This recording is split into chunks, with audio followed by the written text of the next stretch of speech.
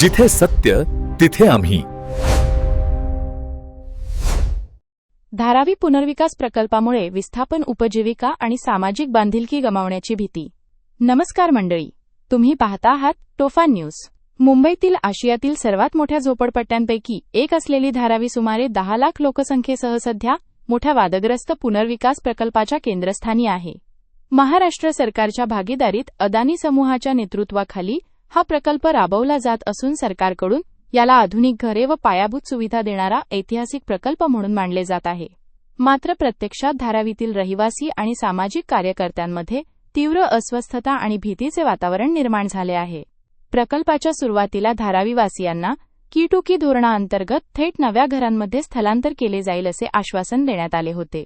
मात्र अलीकडील घडामोडींमुळे हे आश्वासन केवळ कागदावरच राहिल्याचे चित्र दिसत आहे.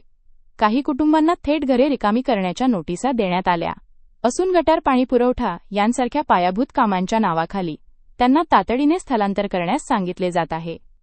रहिवाशांच्या म्हणण्यानुसार प्रशासनाकडून दिल्या जाणाऱ्या तात्पुरत्या भाडे सवलती किंवा अल्पकालीन सुविधा आधी दिलेल्या आश्वासनांच्या तुलनेत अत्यंत अपुऱ्या आहेत.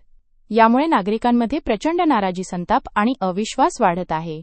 अनेक कुटुंबांना आपली घरे, व्यवसाय आणि रोजीरोटी एकाच वेळी गमावण्याची भीती वाटत आहे.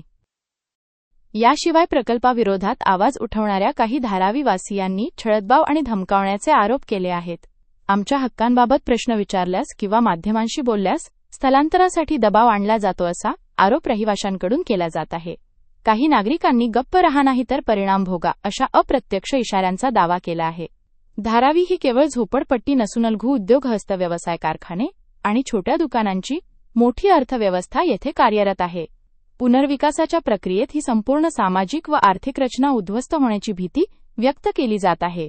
घरे मिळाली तरी रोजगार नसेल तर जगायचं कसं, असा सवाल अनेक धारावीवासीय उपस्थित करत आहेत. एकीकडे सरकार आणि अदानी समूह विकासाचे दावे करत असताना दुसरीकडे धारावीतील सामान्य नागरिक मात्र स्वतःच्या अस्तित्वासाठी झगडताना दिसत आहेत. हा प्रकल्प खरोखरच धारावीकरांसाठी आहे की मोठ्या बिल्डर आणि श्रीमंतांसाठी, असा प्रश्न आता अधिक तीव्र होत चालला आहे. ही बातमी तुम्हाला महत्त्वाची वाटली असेल तर लाईक करा, शेअर करा आणि सबस्क्राईब करा. आणि अशाच ताज्या, खऱ्या आणि निर्भीड बातम्यांसाठी टोफा न्यूज सोबत कायम जोडलेले रहा.